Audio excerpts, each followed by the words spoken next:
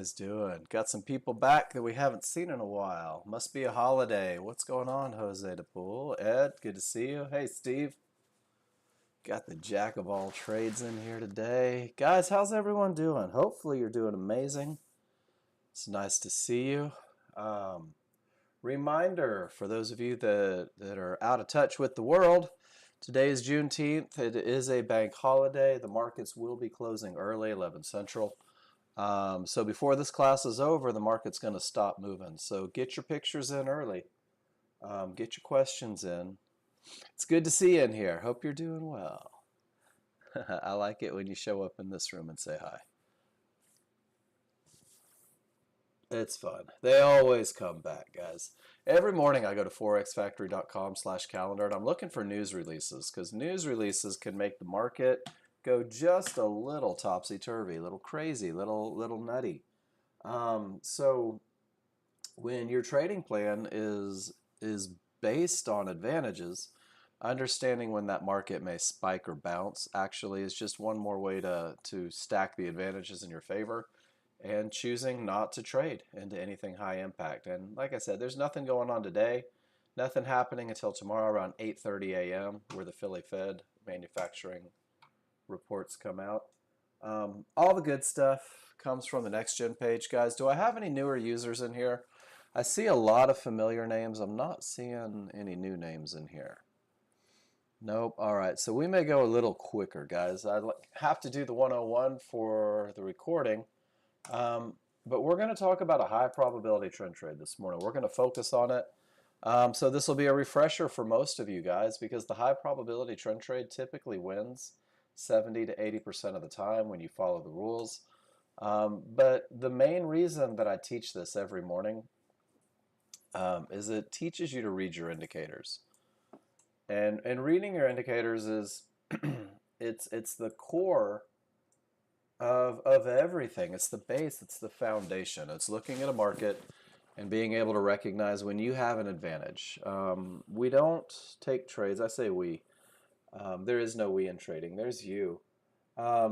Taking trades based on what you see as opposed to what you hope happens, if that makes sense. So I can hope the market goes up all day long, but if my indicators say it's more likely to go down, then perhaps I need to avoid that long position. And that's what chart reading does for you, is it gives you an indication of what's happening in the market so that you can capitalize on that in the moment stuff.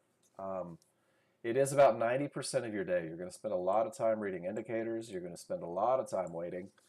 I say you're going to spend a lot of time reading indicators. You're not. You're going to look at your charts. It's going to take you 3 to 4 seconds to decide whether or not your rules are met. And if they are, you'll enter a trade. And if they're not, you won't. Almost sounds too simple, right?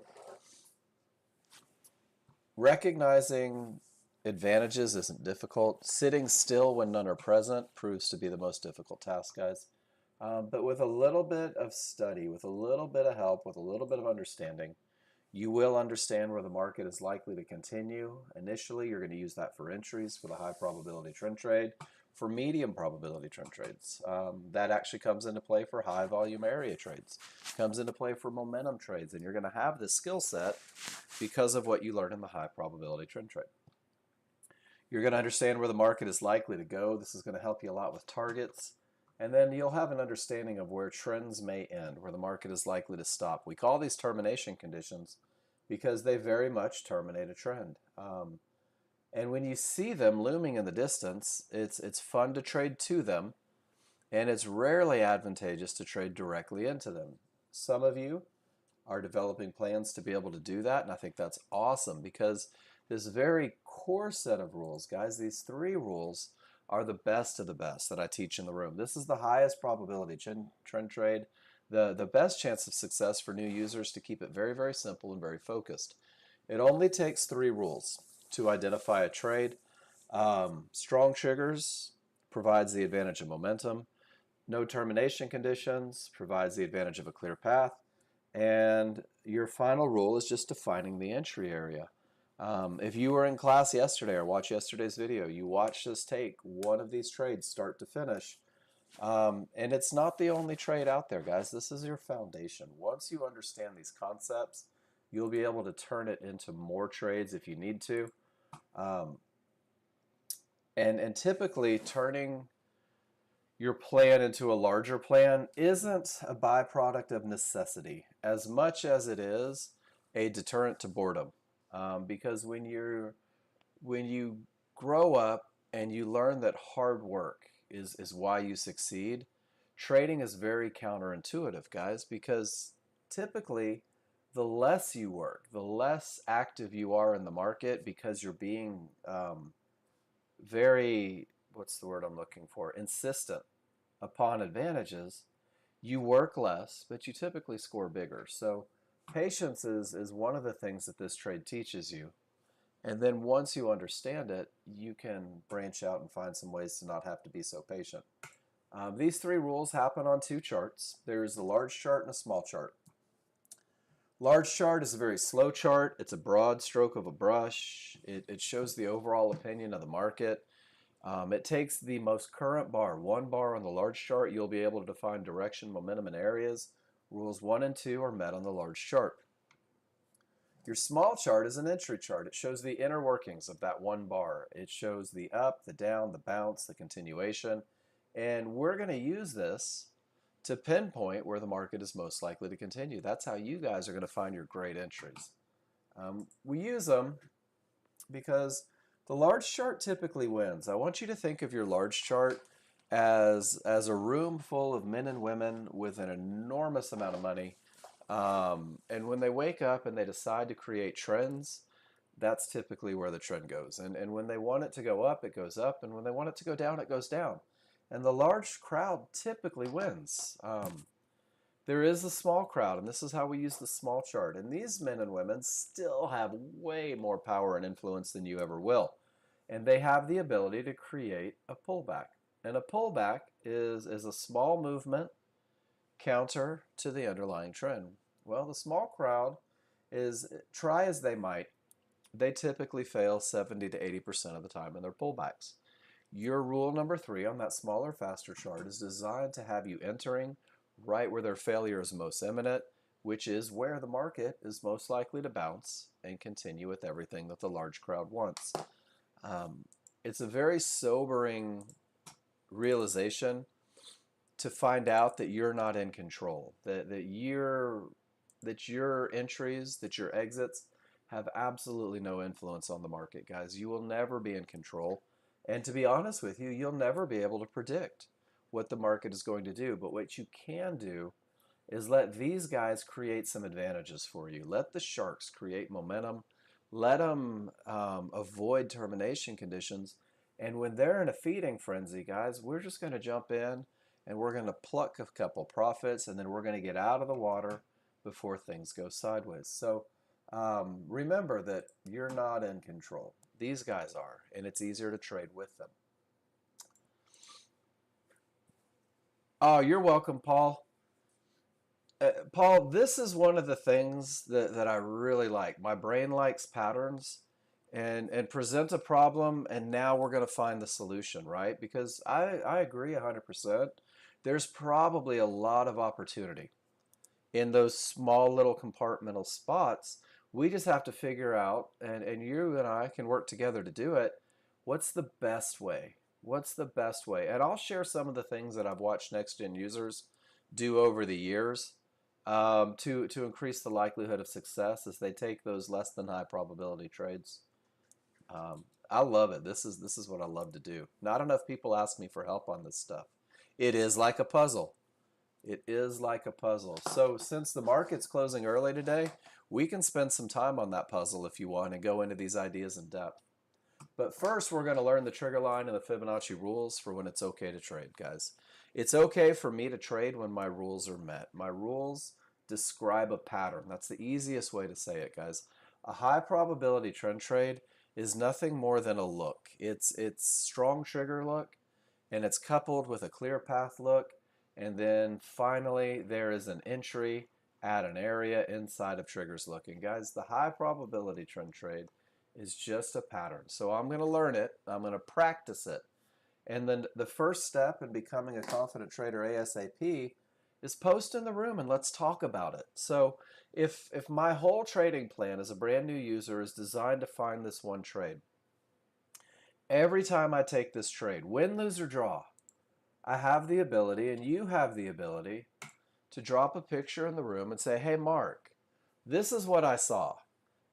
Here's what I felt about rule number 1 in the momentum. There's an arrow. I'm going to annotate it for you.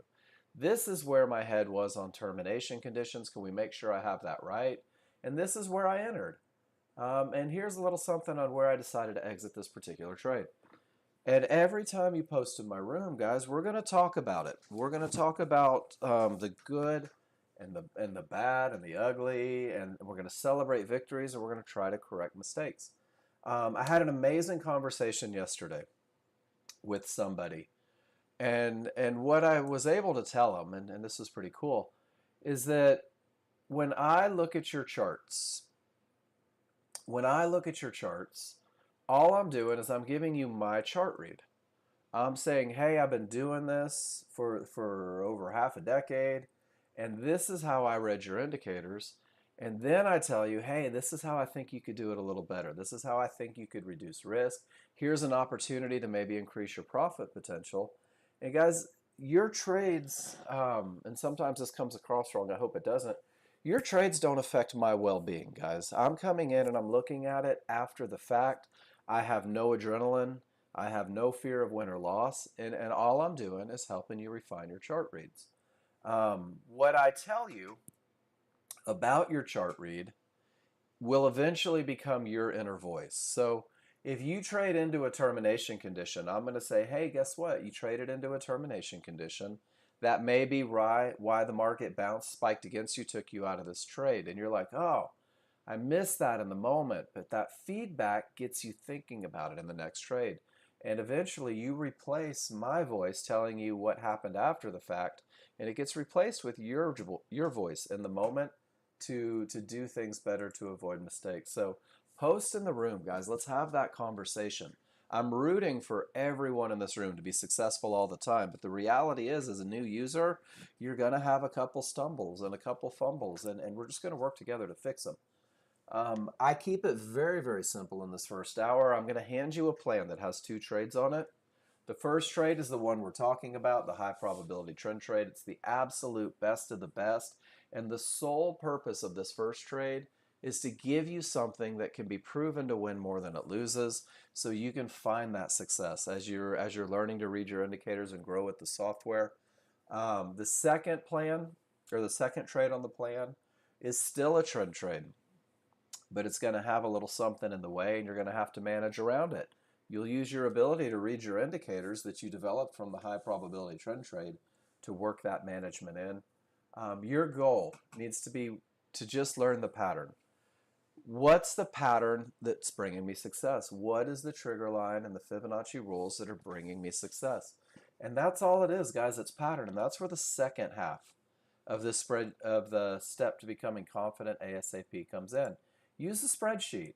I've done a lot of work on this spreadsheet for you. And the first tab is what it looks like to have strong triggers. Rule number 1. And guys, there is, 60 pictures of strong triggers. And when you click on one, what I did is I said, okay, I'm taking pictures of strong triggers.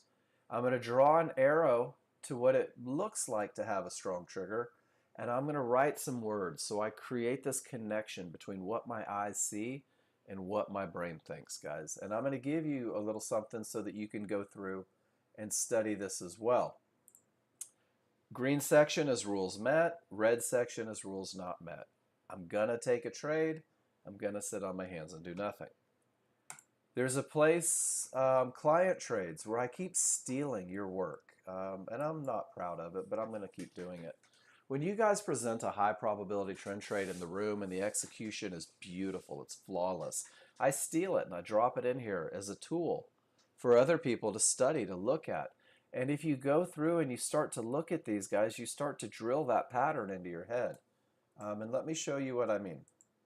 If I click on a picture that says perfect long, it's going to have momentum, at least the potential to break, and a pullback to an area inside of favorable large triggers. And if I click on one from a different time frame, it's going to have momentum, room to targets, and a pullback to an area inside of favorable large triggers. And if I do it again, it's going to have momentum, the potential to break, and a pullback to an area inside of favorable large triggers. So what we're doing is we're learning one pattern that you'll be able to prove wins more than it loses, and you'll be able to go back and verify that that's true, because these are trades posted in the room by Nexgen clients, and you can see the similarities. They all have momentum, the potential to break or a broken area, and the entries all look the same, guys. So you're going to realize that none of these trades have anything to do with the desire to win, the money that can be made. It's that pattern that's producing results. There's ideas on the entries. There's ideas on trading the NASDAQ if you're an adrenaline junkie. I don't make recommendations, but if I did make recommendations, I would say for the average user, the NASDAQ is way too fast to market, and you won't have time to make good decisions or move stops if you're brand new. There's ideas on management, and guys, just things that repeat themselves in the market. The market has a memory. I don't know where I heard that. I believe it was in a Mark Douglas video. But the market has a memory. The market just does the same thing over and over and over. And the more in tune you get with what the market likes to do, the easier it becomes to take advantage of the opportunities in the market. This is where you'll build your plan, the third one. I encourage you to make your page look like the one that I've put together for you. Take 1,000,000 pictures, guys. The people that take the most pictures typically get to where they want to be the fastest. I encourage new users, try to crank out 15 annotated pictures a day. 15 annotated pictures a day is 300 pictures a month, 900, almost 1,000. And guys, I'm at 4,300 for the year. We're about halfway through the year. So I'm on pace for just around 9,000 pictures this year. I'm in a constant state of study. You should be too. And then finally, trade tracking. This is where, guys, this is what turned my trading around, to be honest with you.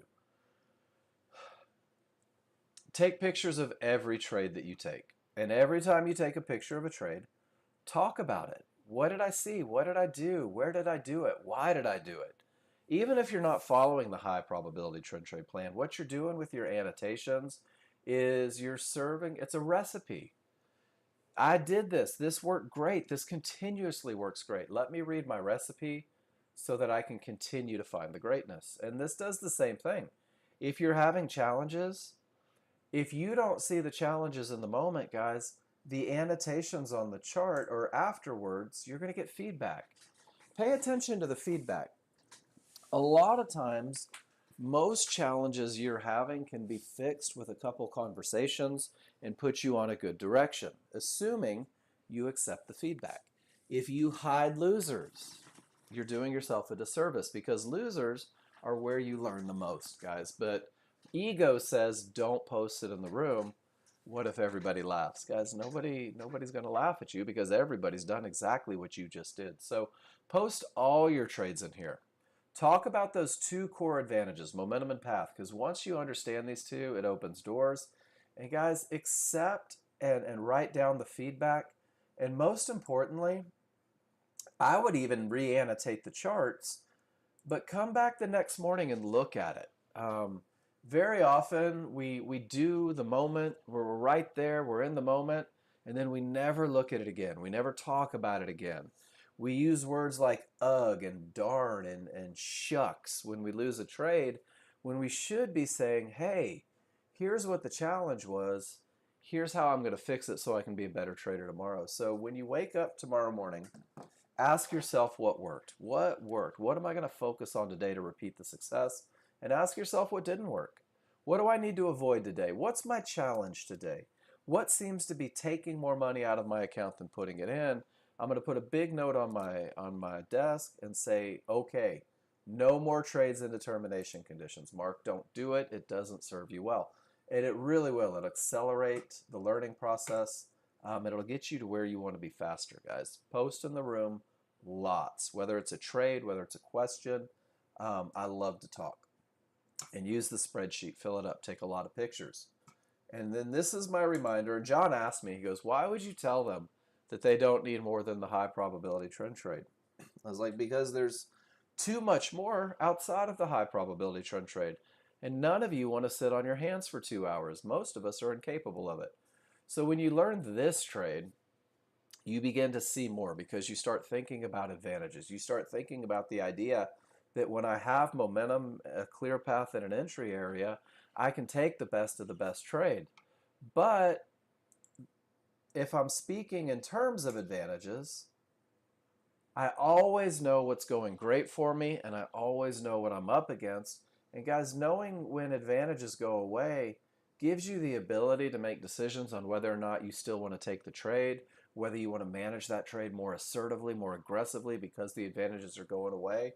And it also, when you know what the good stuff is getting you in, you'll be able to recognize if it goes away mid-trade, and that's going to help with management. So I think learning the high probability trend trade is outstanding because you will see more opportunities in the market. And then there's the second trade on the plan, keeping you a little bit busier, giving you more opportunity.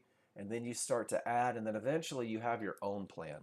And very often your plan doesn't resemble the plan that I'm going to give you this morning because you have the seat time to begin to recognize more and more opportunities. So we're going to go through it, and we're going to start with strong triggers, guys, because I think momentum is the one that I never want to do without.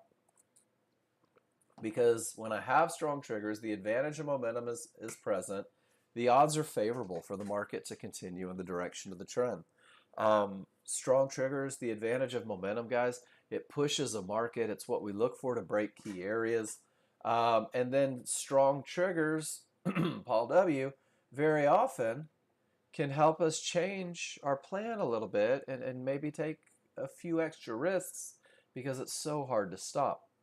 So strong triggers in an uptrend when your background is green means that your smalls are above the large, that there's space between. I like to picture scissors that are open and they're just ready to cut, guys. And that space between lets me know that the odds are favorable for the market to continue up. And in a downtrend, smalls below the large, that space between, guys, that's what lets me know that the odds are favorable for that trend to continue in the direction that it is already going. So odds favorable momentum is what you're going to see in class a lot. You're going to see it annotated on charts, OFM. When the scissors close, guys, when those small triggers work their way back inside of the large triggers, we call this a weakening of the large triggers. And strong is clearly the opposite of weak. One is great, one is not so great. Here, the odds are favorable for things to keep going. Here, anything can happen up or down. And guys, when anything can happen up or down, very often it does. That weakness doesn't push a market. That weakness, you may see retracements from the middle of nowhere. Guys, with that weakness, that's where key Fibonacci areas are more likely to hold and create a bounce. So strength is separation. And with that separation, you see areas break. And as it begins to weaken and slow down, that's where that area held and pushes all the way down. And then sometimes you can't get strength or weakness. You just get crazy triggers, and this is a great time to pause. So rule number one is gonna set you up for success by giving you a market that is difficult to stop. I created the picture of what I see when I see momentum, guys, and that's it. This is my momentum in my head. This is my visual. I've got a semi with 1, 2, 3, 4, 5, 6 engines bolted onto it, a giant scooper, and there's nothing that's going to stop this momentum except mountains. So I have to make sure that I have a clear path, and this is rule number 2. The clear path is the idea that you're not trading into an area that could stop the market. And that's all termination conditions are, is they're areas on a large chart. And they all have names. There are divergence highs, divergence lows. If you are an engineer, you want me to say that it is a comparison between MACDs, regression, different indicators and things going on. And guys, I'm going to give you the easy way. If you ever see a magenta line print from a pivot with a negative number, There was a loss of momentum in the push up, a divergence. If you see a cyan line at a low with a negative number, it means that the sellers were in control. They were rock stars, and the buyers stole their momentum.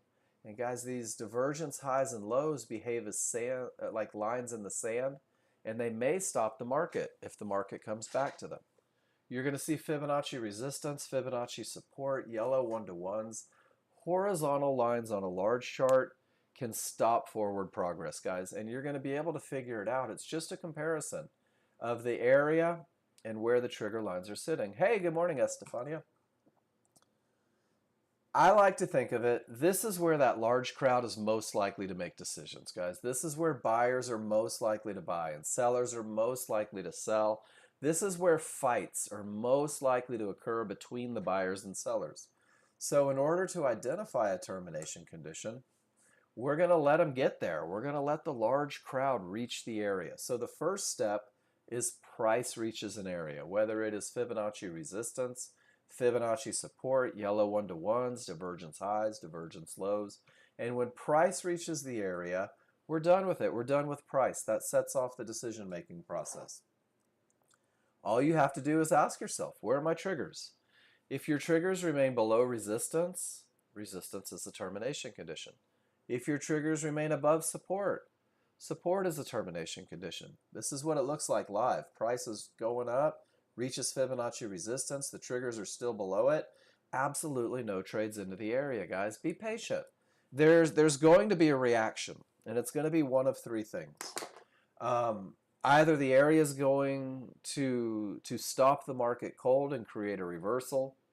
And when we get a termination that reverses the market, we call that a strong top or bottom because the large crowd decisions were so freaking strong that it stopped it and reversed it. So strong tops and bottoms are terminations that reverse the market. That's one option. Another option is that you get to that area and the buyers and sellers can't figure out who's going to take control. And you'll see these fights. And very often you'll see at key areas these tails on a large chart. That's a fight going on. Sometimes it's multiple bars. I don't want to be a part of that fight. I can't win it. So I wait to see if they're going to fight, to see if they're going to reverse it, or if they're just going to smash right through it. This happens too, typically with momentum. So we're going to let trigger lines define that an area is broken, guys, and we're going to let it do it. So as the market is coming down, when you reach Fibonacci support, it's a termination condition. Every line that you reach is going to be a termination condition, and sometimes it may be for a fraction of a second. Price reaches the area, the triggers are above, I'm going to sit on my hands. Once my small triggers and my large triggers, both lines of each, get below support, support begins to behave as resistance, guys. And my path is clear all the way to the point where price reaches the next area. And then I have to start over. Where are my triggers? They remain above. I choose to sit on my hands, wait for the reaction. And then when small and large get below support, support behaves as resistance. My path is clear again until I reach the next area. Same thing here. Price reaches one-to-ones. It's going to be a termination condition. I have to wait for the reaction. If both small and large get above those one-to-ones, the one-to-ones are broken. My path is clear until I reach the next area. So I never know what the reaction's going to be. You never know what the reaction's going to be. Rule number 2 is a rule because if you trade directly into an area and the triggers haven't broken it, it is more likely to lose than win. That's it. That's how rule number 2 came into play. So know the difference between that termination, write down the recipe, go through it in your head every time you're going to take a trade. Did price reach an area? Where are my triggers? Did the price bars smack into support? My triggers are above. I'll wait for the reaction. The futures markets trade billions daily. I can sit tight for a few minutes. If it's going to break, the smalls and the large will get below support. Support behaves as resistance. The path is clear all the way up until you reach those yellow one-to-ones. And once you know the difference between these two, guys, once you can say out loud, I have a termination condition, I have a clear path. Let's go to the live market and just see what it's doing. Well, you can say to yourself, I have momentum and price hasn't reached that area. Oh my gosh, I've got momentum and path. I'm going to go look for an entry. And that's how quickly the read happens. This look right here is that look right there before it hits support. The odds are favorable for the market to continue down. Price hasn't reached one of those areas. Here we go. Time to look for an entry. And guys, then it's going to open up the doors. Good morning, Cav. For the next trade on the plan. Because as an area breaks, there's a transition period, guys. You go from termination to clear path. Number 2 here, with those strong triggers, shows the potential of that area to break. And it revolves around the trigger line location once again. Small triggers will really pass through those going through. That's okay. I try to include myself in under the guise of cool kids, Cav. I know that I'm not, but I believe that I am. So when you say cool kids, I just assume it's me. Guys, when your small triggers giddy up through that area, break through, smash through, the further through the better, but the large triggers are still above, this is what we call a 50-50 look, and this sets you up for a medium probability trade, where the path isn't quite clear, but with all that potential, you're going to have an opportunity to enter, to take the trade, to manage it aggressively. That's going to be the second trade on the plan that I give you. But your reminder is that the easiest trades you will ever take will be the ones where you have cleared the previous fib and you haven't made it to the next. When you have momentum and clear path, guys, these tails on a large chart, this is that refinement process on the small chart. We're about to learn how to pinpoint where those tails are most likely to form using an entry chart. But guys, if I enter up here with momentum and path, it's smooth sailing down to Fibonacci support. This is how new users can capitalize on the advantages the market provides as you learn to read your indicators. So can you guys give me a why if you're with me? Momentum from strong triggers. It's hard to stop. Clear path. It makes sure that my momentum has time to run. And it runs till it hits something. But when we have it, we got to go find an entry, guys. Entries are precise, so precise that you'll use a limit order to buy or sell a pullback. That's that little fight by the small crowd. And you're going to use a limit order to buy or sell a pullback at an area, at a fib, at a mid-band, at a yellow 1-to-1, because the same way on a large chart, those areas can stop the forward progress of the market. On a small chart, very often, they can create a bounce in the direction of that trend that the large chart created. But we want that area to be in triggers, guys, because triggers define where the market is most likely to return. There's 2 sets of triggers on your entry chart. There are the large triggers. They're smooth. You can gauge those versus the small to know you have momentum. And then there's these large triggers, synthetic triggers. And guys, it's just the synthetic triggers from the large chart. One of the truths about price is that it loves to return, to the large triggers. You see it all day long. Pulls away and snaps back. So you can use the trigger lines to identify the retracement zone. You can use areas inside of the triggers to predict where the bounce is most likely to occur. So it takes 1 bar on the large chart. We've established that you need momentum and path. That's your foundation, guys. That's the one that lets you see the rest. Inside of this 1 bar, you're going to see the reversal bar. You're going to see the retracement. And if it's one of those winners, you're going to see the continuation. And all of this happens when this chart doesn't even blink. So when we're pinpointing entries, we wait for a reversal bar. Large charts up, large charts clear path. Everything is screaming up. And a lot of you guys love to jump in. And I'm seeing these jump in trades over and over. I don't want to wait for the pullback. I want to see if I can make some money now. And you jump in. Well, guys, that's fine and well. If you have momentum and path, get on it. But remember that this pattern is based on the memory that the market has. And very often that momentum dies. Middle of nowhere on a small chart. You'll know that it's dead from the reversal bar. And the reversal bar signals the beginning of the pullback. That's a great reason to exit one of those trades. The reversal bar is not your entry. The reversal bar says, hey, the fight is on.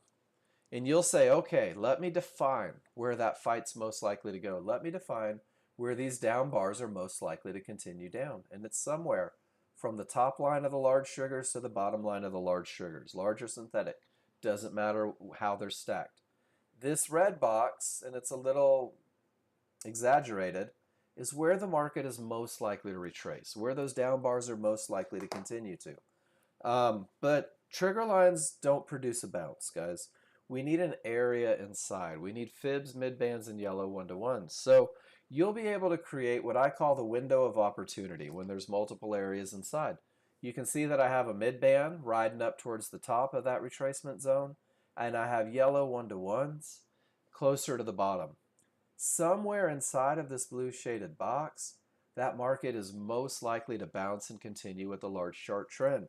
Somewhere inside of this blue box is where the small crowd is most likely to fail.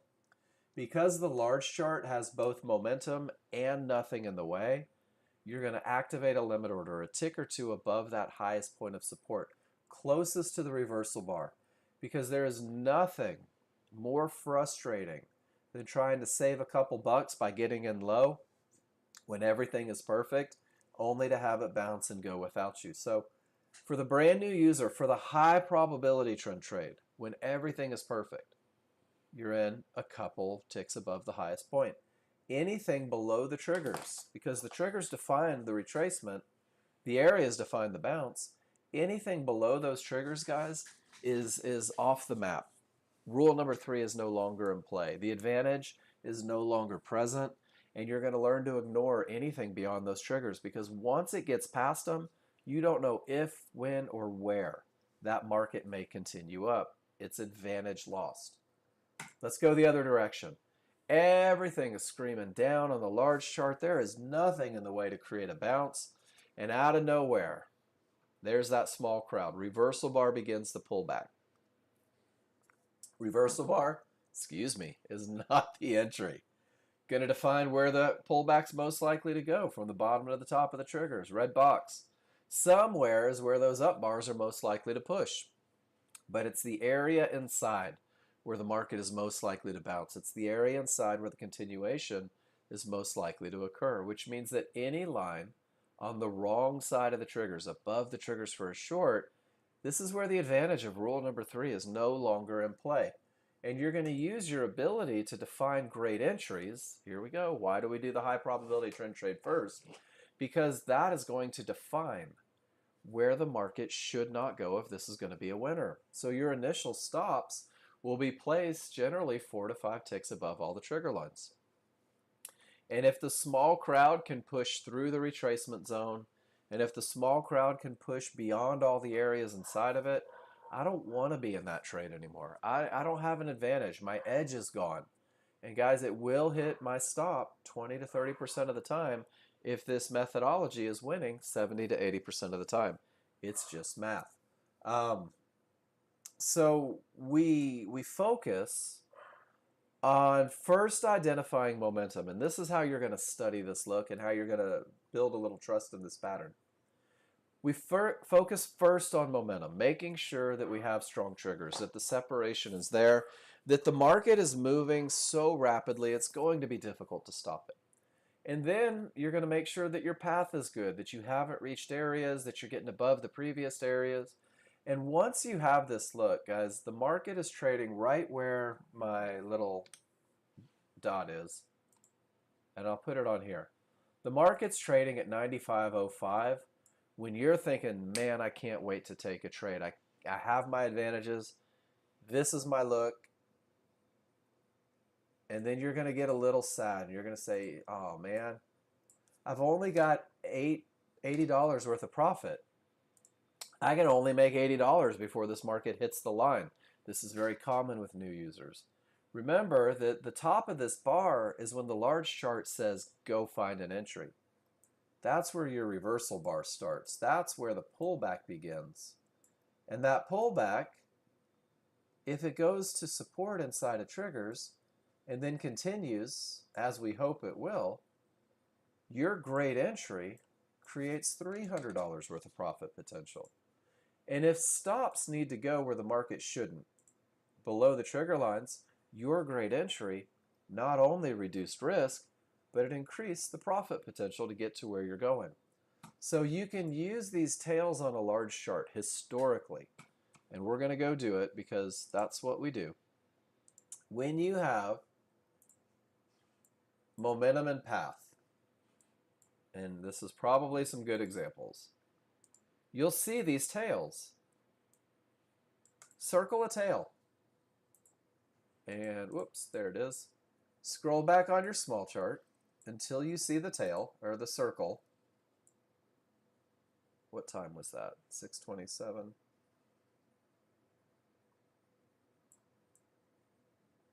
And ask yourself, did the market pull back to an area inside of that retracement zone? So you've got your first tail, odds favorable with the potential to break, pulls right back to the areas inside of the triggers, never gets to where the market shouldn't go, and continues up. Your second tail is the bottom. Your third tail is still at areas inside of triggers, and your final tail is still at areas inside of triggers. So it's just a pattern. And guys, this is early morning, and they gave you a lot of opportunities for entry. If you back up, and we'll see this one looks like it had the potential to break. And it's a pullback to the mid-band right inside of triggers and continues down with the potential. So if you go through and start circling these tails, I've got momentum. Well, the tail into momentum, one line in, one line out. It's not odds favorable, but it's still strong. What's the tail look like? Well, this one is on the wrong side of the triggers. This one is below the triggers. You might not take this trade. You might say, I don't know if, when, or where this market's going to stop. Or you might say, if they go in the direction of the trade with all this good stuff, I'll just enter with a little confirmation and see if I can't take advantage. And you scroll back and you see these things over and over and over. That was in the middle of the night. And the first hit goes to a mid-band inside of triggers and runs up $100 worth of profit. And the second hit does the same. And the third hit is the one that takes you to the promised land. But it never gets where the market shouldn't go. And guys, this is your high probability trend trade. Odds favorable momentum. We're close, but we haven't reached the area. Do I have areas inside of triggers? I don't. Rule number 3 is not met. That's how quickly your chart read is going to happen. You can make it happen that fast if you go back and take pictures of strong triggers, clear path. Annotate the charts the way I annotated them. Create the correlation. This is getting you focused on having large chart advantages so that you can capitalize using the high probability trend trade checklist on small chart entry. So the first page is nothing but pictures of what it looks like to have the rules met. Guys, this is a trend trade checklist. You can put this on your desktop. If you're taking more than one trade, you can have a checklist for every trade on your desktop. Police yourself. Make sure that you are giving yourself the highest chance of success. Is the market coming from a strong top or bottom? That termination that reverses the market? It's not mandatory. I can still take it without, but when it's there, it increases the likelihood of success. Do I have strong triggers? Are there no termination conditions? Is there an area inside of favorable large triggers? Guys, if you mark yes to each and every one of these, you're more likely to win than lose. This is a pattern that has been proven to win more than it loses. I've never had anybody mark yes to these truthfully and do worse than 70%. The challenge is you've got to learn the looks so that you can mark yes truthfully. There's nothing, I think, more upsetting to you guys when you give me a chart that's been phoned in. Yes, yes, yes, yes. And you drop it on your trade and you're like, Mark, I said yes to everything. And then we look at your chart read and I say, well, you really didn't have the best momentum here. I know that you thought you did, but we sacrificed that advantage. And your area wasn't inside of favorable large triggers. And I know that you believed that it was, But let's go through why it wasn't. And what happens, guys, is when you tell me what you saw and what you did on the chart, we'll make sure that your read is accurate. We'll make sure that you're being truthful with yourself. I mention that because I lied to myself all the time. I had the perfect trade. I didn't see that line. I had every advantage. The market hates me. I didn't take ownership. This is going to help you police yourself and take ownership. Print it out. Put it on your desktop. Commit to it. Write these rules on the chart. Because that checklist is the core for the KISS plan. And the KISS plan, ooh, this is an old KISS plan. The KISS plan is just a way for you to learn to read your indicators. The KISS plan is to give you something to look at, to give you a plan that you can prove wins more than it loses. And this plan is designed to optimize your chances of success. When I say that, this is the best way I know how to take this trade, guys. This is the one that you can go back and circle tails and study and create confidence and prove that it wins more than it loses. And if the only reason you enter a trade is because your rules are met, you know that it will both win and lose, but it typically wins more. That helps pull the emotion out of the trading. It is hard to want to get out of a high probability trend trade. It is hard to want to exit a trade where the advantages are present, guys. But sometimes the advantages go away. That's when you exit. So define your entry. The KISS plan gives you the perfect entry. You're going to modify this plan with simulation, study, class feedback, continuous practice. But when you define your entry, when you get that great entry, it creates a very manageable trade. And management is the second piece of the puzzle, guys. Management is really where fortunes are won and lost because the entries aren't difficult. The entries, it's so easy to enter the market. All you have to do is go to a chart. Whoops. All you have to do is go to a chart and hit buy. I'm in the market. But now I have something to lose. Now I've got money at risk. Now I've got targets that need to be reached. And that becomes a little bit of an emotional roller coaster for you guys. It did for me. So the management plan in the KISS plan is designed to help squash some of those emotions. It's very, very if-then, guys. It's focused on trusting stop placement where the market should not go, and it's focused on getting paid because very often people will incorporate hope into their management plan. I'm in this trade, I'm up a lot of money, but I hope that it makes more money. And I've watched people get into trades, be up $400, $500, $600, and give it all back because they believe they deserve $800, $900, or $1,000, guys. Day trading is about making more money than you lose. That's all. That's end of the day. It's just like running a business. So the management plan is going to help you focus on where losses are acceptable and get some money in the bank, guys. It's based on 2 contracts. You will create your own management plan based on your ability reading the indicators. The same way you'll probably find different entries. But until you can, it's okay for it to be very, very mechanical, very emotionless. So if my entry is 2 ticks below resistance inside of triggers, that sounds familiar, then my stop is 4 to 5 ticks beyond the triggers. This is where the market shouldn't go. And you'll know your risk before you ever get into a trade, guys. Targets are predefined at 100 and 200. Brand new users and people that don't trust the rules, your first entry is probably going to be somewhere down here because you're afraid the market is going without you. It doesn't change where the stop goes. And then you're going to think they're going without you on a little fluctuation. And it doesn't change where the stop goes. Eventually, you get to where you get in at the right spot at 71.34. And your stop, your risk is the absolute least. And guys, great entries reduce risk. And you've got to accept that risk. You've got to accept that this trade has $150 per contract. Because if you try to put your stop at an area inside of triggers, you're likely to get hit only to watch it run. I see it all the time. If you keep it in the retracement zone, you're likely to get hit only to watch it run. I see it all the time. Take your best of the best entry as a brand new user and just let it play out. It either hits your stop, you have that 20 to 30% loser, or it gives you a reversal bar in the direction of your trade. A reversal bar, when the rules are met, when your rules are met, is confirming that now the market is going down with momentum from an area inside of triggers and nothing in a way to create a bounce.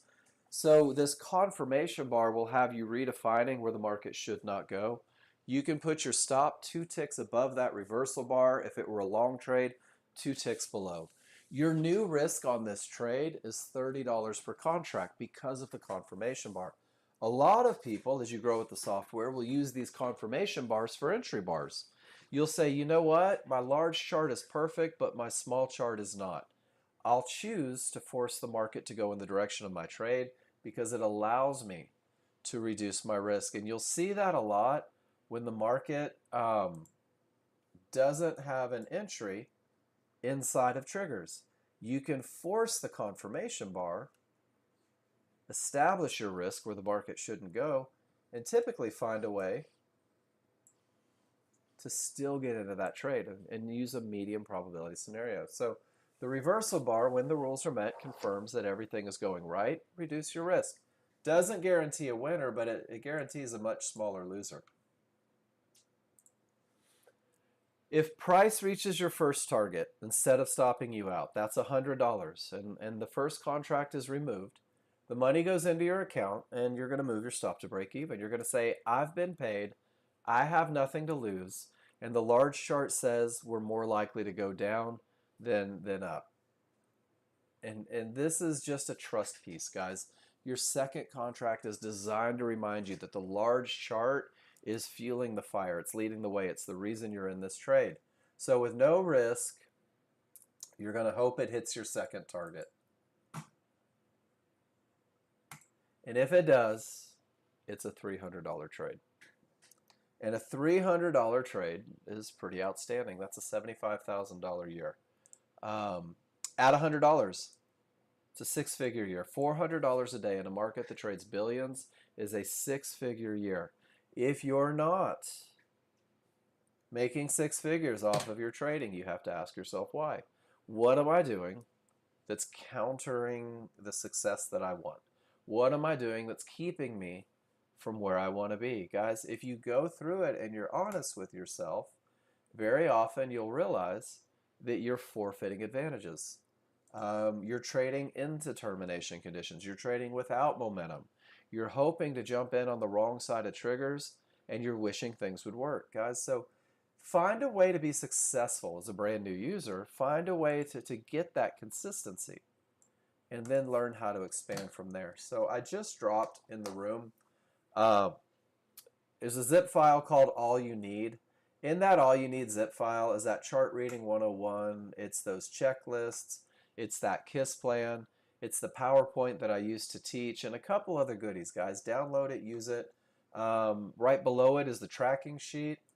As you learn the software, guys, go look at other people's stuff. The same way we're going to do it in the second half of the day. Learn how to get in where the market is most likely to continue. Guys, learn what that pattern looks like, because when you learn the pattern, what happens is it's almost like the market slows down. When you learn the rules and you know what you're looking for, guys, your chart reads happen in a matter of seconds. And then it's your recognition of advantages that's going to let you know what you're getting into and whether or not it needs to be managed assertively. So that's my first hour, guys. You have everything you need for a successful plan at this point. You have rules, how to study them, where to study them, what they look like, what they mean to you. You have the ability to get feedback on everything that you post in this room. If you don't care for feedback, don't post in the room. I want you to work through that, though, because I want to give you feedback on everything.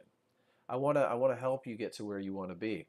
And remember, I'm looking at your charts with no emotional stake. And when you go back and study your charts, everything that you write is serving as a roadmap for what you're going to do the next day. So make sure that you're thorough. Make sure you're talking about what you see, what you felt. And keep it simple.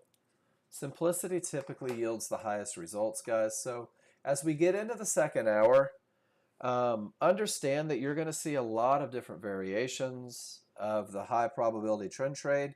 You're going to see people taking trades that have nothing to do with a high probability trend trade. Don't play the trade police.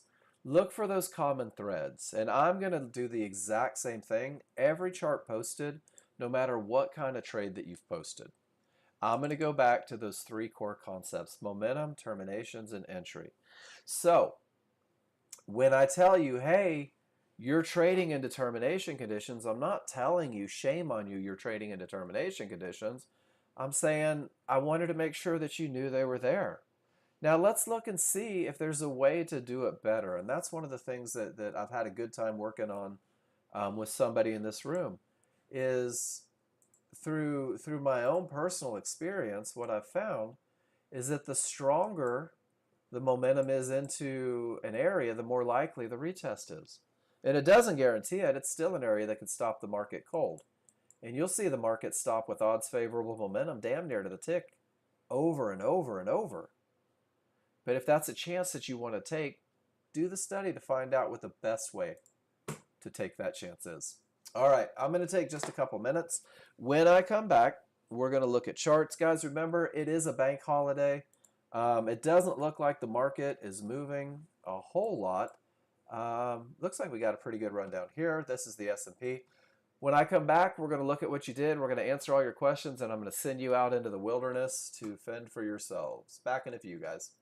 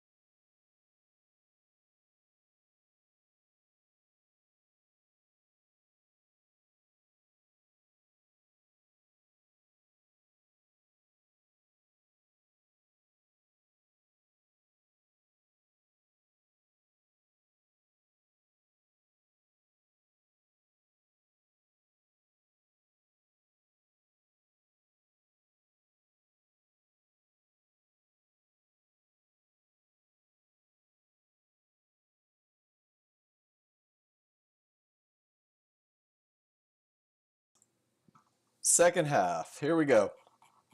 I'm going up to the very top of the room and I'm going to start clicking on some pictures. And Cav got us going today. He's got two, and Cav says, check it out. Price and triggers are above the fib with a clear path. Got in on the pullback, so it bounced down, came back up. You get in, and it came and it bounced again and again, and you pull it off. So what's going on with this one? Cav's like, hey, everything is green. I've still got momentum.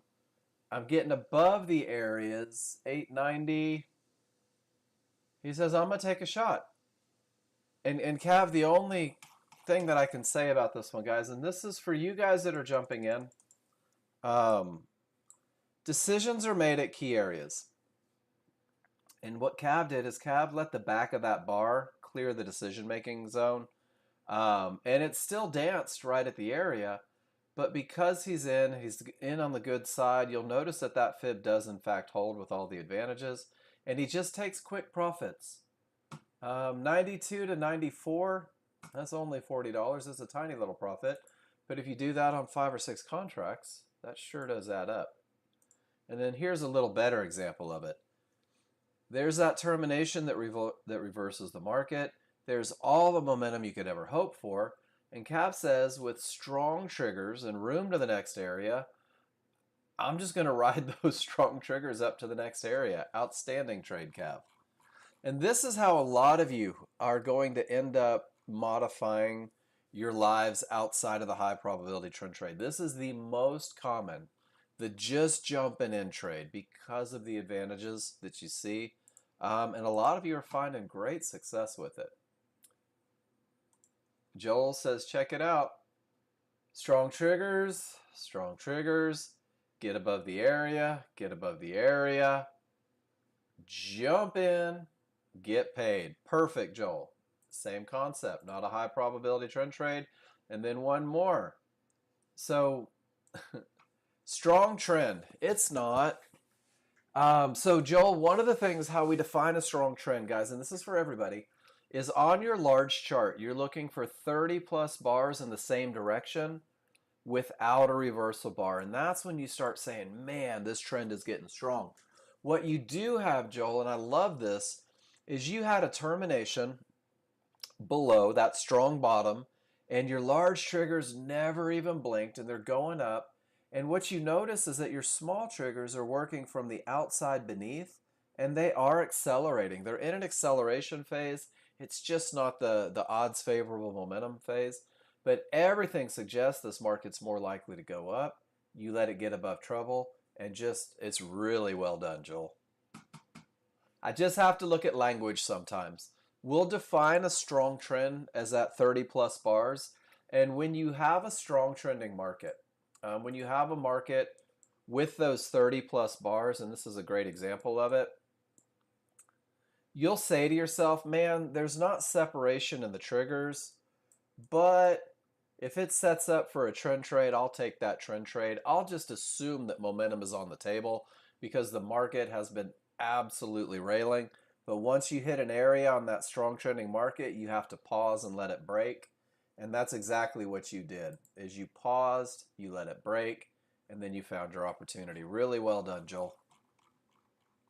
We haven't seen a high probability trend trade yet, guys. Stepping stone. All right, Miss Jen. Odds favorable, room to the target, not a strong bottom. 50-50 must have a strong bottom. High probability trend trade, not mandatory. Coming back to some of those lessons that we discussed yesterday. I love it. 50-50 trade, now a high probability trend trade. First divergence on a 50-50, you choose to avoid it. 2 divergences doesn't kill a high probability trend trade, but it can certainly kill one of those 50-50 trades. And then once it's high probability trend trade, Jen says, dag nabbit, there's a third divergence, and 3 divergences in the same price range is a termination condition, and she chooses not to take it. You weren't in front of the screen at the time, just like to go back and annotate to burn looks into the brain. And this is one of those trades. If you are a super conservative, high probability trend trade user, there's no opportunity for you. You just can't seem to find your rules met. As you grow with the software, you may find a way to capitalize on this, whether it's using confirmation bars, whether it is getting in aggressively, looking for small little snippets. So Jen, awesome annotation. And then here, small still outside but not scissors. So there's momentum but not odds favorable momentum. A lot of mess, terminations, potential to break, weak bottom. There were areas inside of favorable large triggers. You made the decision as mid-band was outside of the large triggers to wait for the confirmation bar. And you get paid at trouble, and you get paid again. It's a nice job. And Jen, you did have areas inside of the triggers twice, right?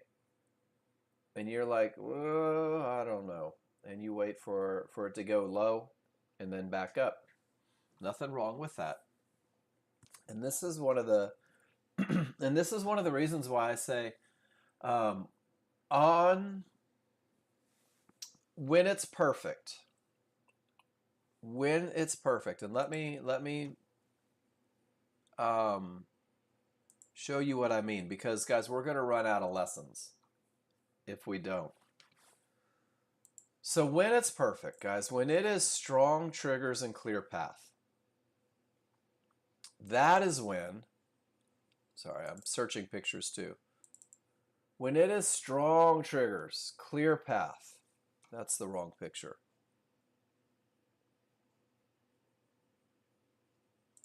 Here we go.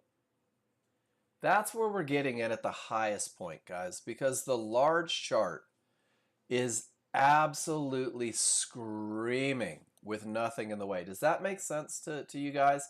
Why do we define our entry at the highest point? Because there's no challenges anywhere with this trade. We don't want to miss it.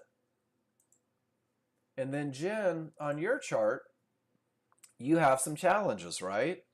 You have a loss of momentum, and you're like, whoa, that's not perfect. If the momentum here is an odds favorable and the momentum here is slowing down with divergence, it makes sense that they may be able to push lower. And Jen, you force them to push lower. And then you take confirmation. I love it. And I don't know if you went through all that thought process in your head, but it's really a nice idea. The reason we get in at the highest point is because of those advantages on the large chart. When those start to go away, it stands to reason that there may be a little more of a fight, a little more of a push. And there's a gentleman that trades in this room, and he's been with us forever. He'll say, with this look, I'll take this entry. And he says, the only way I'll take this trade is from my spot, because this isn't perfect. And down here, I can have the least amount of risk. And you have to assume that's in triggers. So that's your right. I love the way you did this. I like that you waited for that confirmation and you waited from a lower level.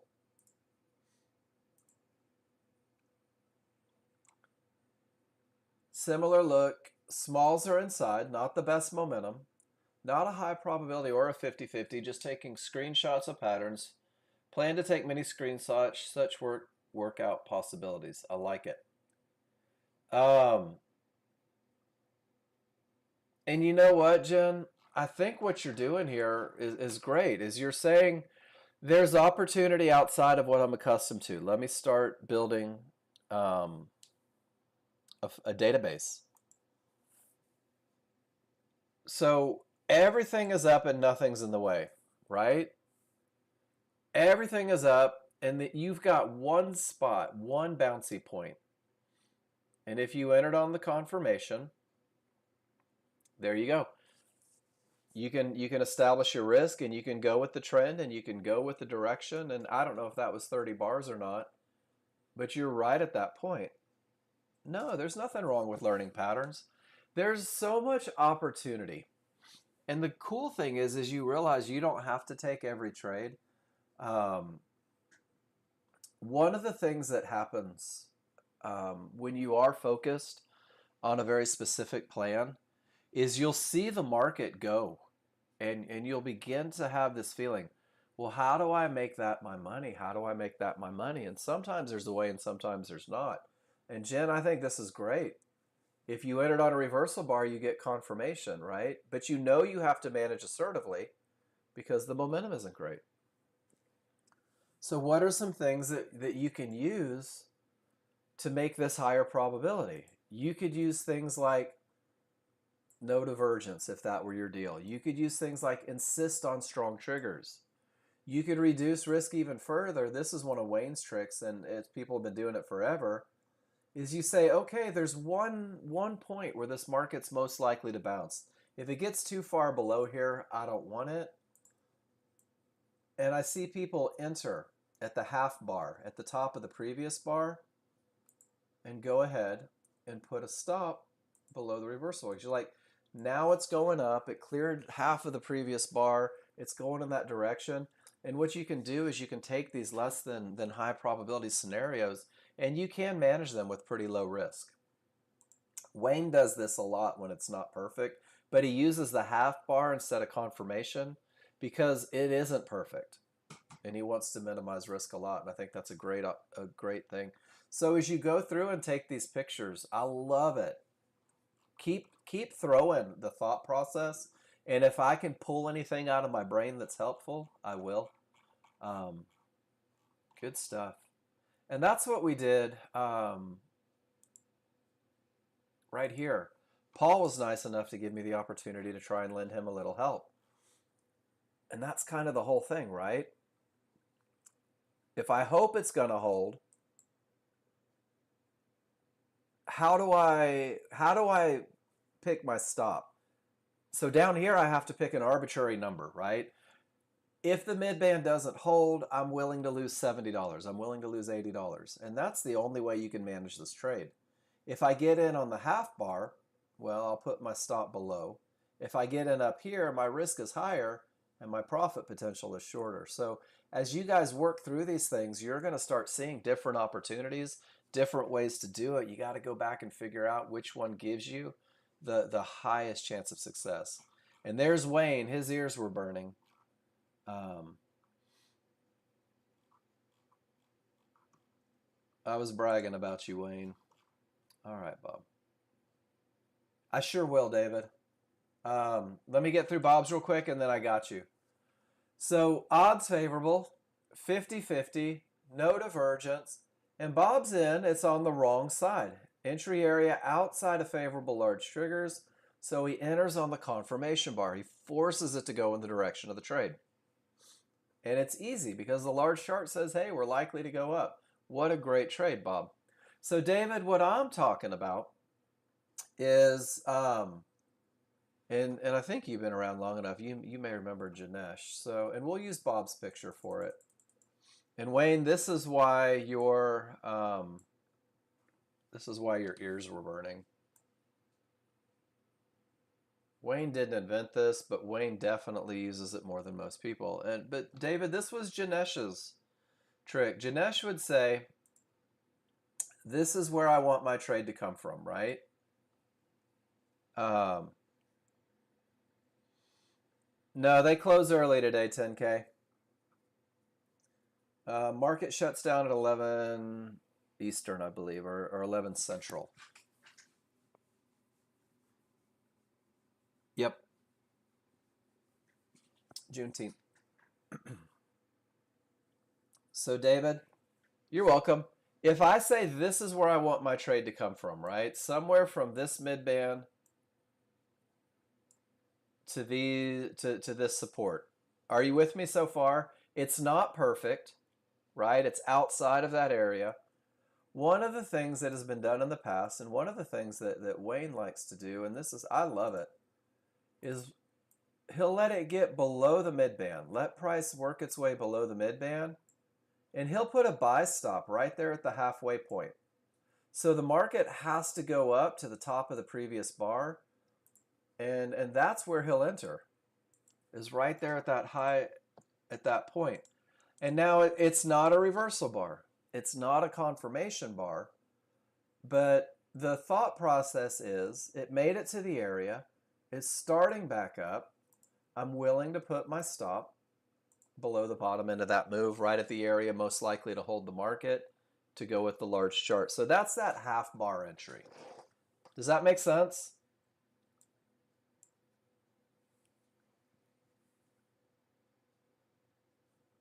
And guys, I love talking about the good, but I want to talk about the challenge of the half bar entry too.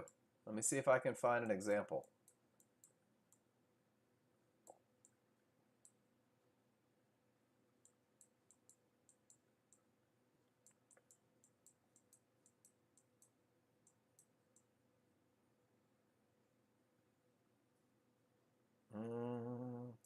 Trying to find an example where the half bar entry gets you in and then it goes back and gives you another entry. And that's usually when you see something like this, when you see that small chart where it tries to push up and comes back down, that's where the half bar entry can create a challenge for you.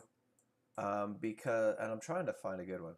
So here's a good example. Maybe it gets to the mid band and starts down, and you take that half bar entry and you put your stop above it, and then it just comes up, and then you get the actual confirmation bar. So something like that is where you run the risk of getting stopped out and maybe having to take that trade twice on the half bar entry.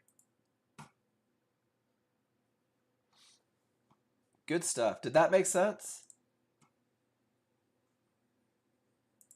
That's an awesome picture. Do you fly to work, Wayne?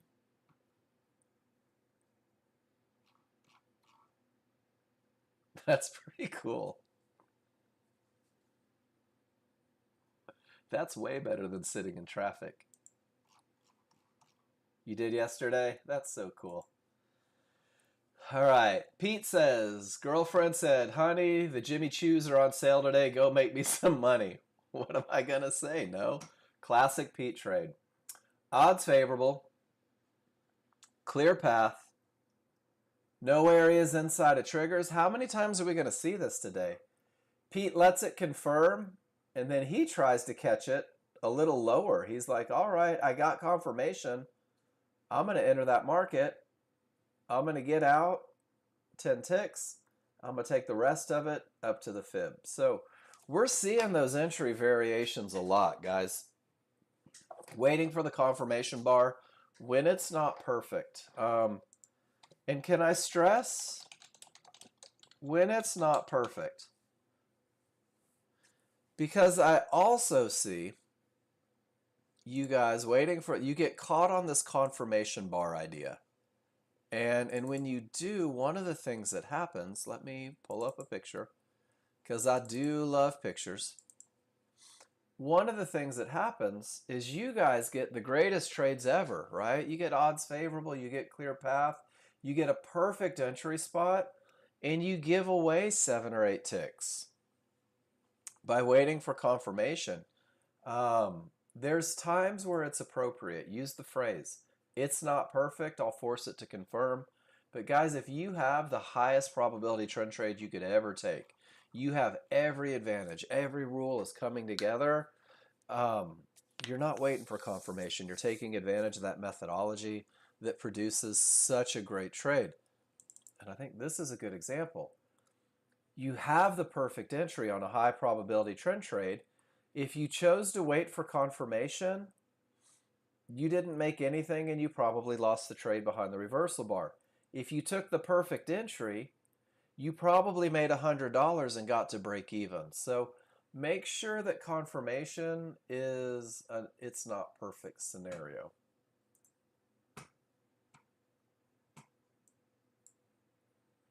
Odds favorable, the fib update shows up right on the pullback, right to the mid band, right inside of the retracement zone. If that fib wasn't there, it was the perfect trade, guys. And that was the 10 a.m. fib update, making you second guess your choices. That happens sometimes. That happens sometimes. Oop, that's NASDAQ. And now we're just waiting to see what happens, right? Potential to break. Oh, Paul. So here's that example. I knew we'd find a real world example, guys. There's going to be times where you guys choose to trade into areas, where you choose to break rule number 2. That's okay. How do we have the highest chance of success in a lower probability trade? Well, one of the things I believe, Paul, is make sure the small triggers are outside of the large triggers on both charts. Why? Because it's hard to stop momentum. The area still creates a bounce right to the tick. But when you get back to your entry, if you choose to take this trade from that mid band, you've still got room to capitalize, right? That's the first hit. Odds favorable, super termination, but because of the momentum, the sellers give it one more shot. Once you get beyond that first hit, Paul, very often things begin to go south. And I think that you'll see that a lot. And I think what people do is they say, okay, I'm gonna take a chance, and that was your chance. And you're like, yeah, so okay, it went down and it hit it again and it held again and it gave me divergence again. I'm gonna take a chance here, and you can't figure out why you keep getting slaughtered on these trades. So not you specifically, but in general, the first hit is typically the best hit. When the small triggers are outside, it's a bigger advantage. If there's no divergence, it's probably a bigger advantage. So when you're looking to capture that 10, Paul, look at the strength of the move. I think there's probably going to be a pattern in there that helps out a lot. And here, if you wanted to trade back into it, right, there's no momentum on either. There's no areas inside. And there's really no chance. So when I give you guys these things, I'm not telling you this is how you need to trade. I'm telling you this is probably what you need to study if you're expanding your trading plan. Study the options, right? Study the entries. And let me go back to that picture. Oops. And guys, we're done with pictures. It's a bank holiday, so I'm gonna talk a lot. So Paul, when we look at the picture, the other thing you have to ask yourself, if I get in right at the mid band, right at the area, and I'm hoping for that bounce, I've got the most amount of room. If I get in on the confirmation bar, is it worth it to trade into a termination condition with only that much space? Does it make sense to have that much risk? And that's the point I was making when I said, maybe it's not how much can I make on this, how much do I have to risk to make it? And that's where great entries, confirmation bars, too much risk, absolutely. So as you go through it and you look at these, you got to say, okay, how do I have the highest advantage? How do I do it? And that's where maybe the half bar, because it is a termination, right? And if you never get that half bar and it does this, you never take a trade. That's why I put that picture in there, because it's a little less risk than a full confirmation bar. It gives you a little more room to get to trouble. And if it never sets up, if you never hit that mid band and get it halfway down, well, then you avoid the trade. And you guys are going to go tell everybody, Mark's teaching people how to trade into termination conditions. I'm not. I'm just looking for advantages. If I choose to do that, what's going to give me the highest chance of success? Coming from a strong top or bottom probably increases the likelihood as well. So if you thought you were going to continue down, the half bar smoked you, right? Waiting for a confirmation bar may be a better. It's all about advantages. It's all about advantages. It's not perfect. Confirmation bar gives me room to get to trouble. This one makes sense for a confirmation bar. Areas outside, wait for confirmation, stops in place. Large chart says I have 3 days before I hit anything. So the high probability trend trade entry, guys, is the best of the best entry. And then here's another example of how I'm going to make this a little bigger so we can see kind of how the hits go.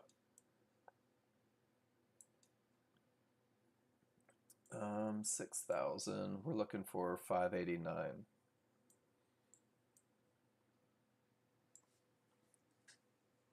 So as you come down into all the trouble, the first hit has the highest chance of success, right?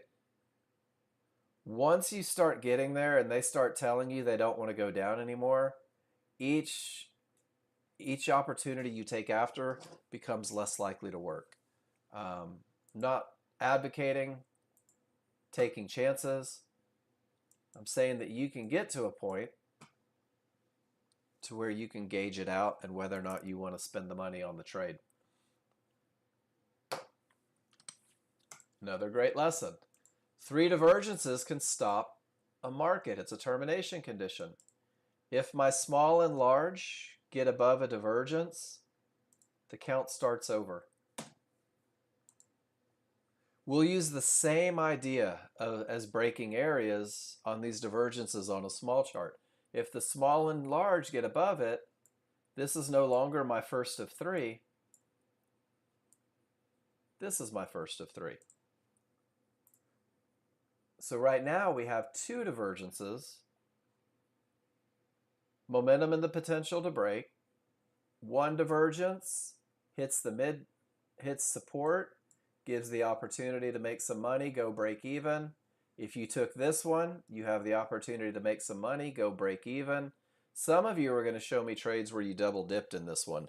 This is the Bob B. the Man special. Large chart is absolutely screaming. I have seen him take the mid band, get paid, take the mid band, get paid. And if they come back to the mid band, I've seen Bob take it again and then just ride it all the way up to the promised land. It's just an awareness. What do I see? What's in favor? What's against? How am I going to manage it? Such is trading. What do you guys want to talk about? I'm rambling at this point. I'm rambling. I need you guys to give me some lessons to go over. Miss Jen. No room to target. Can I talk about that?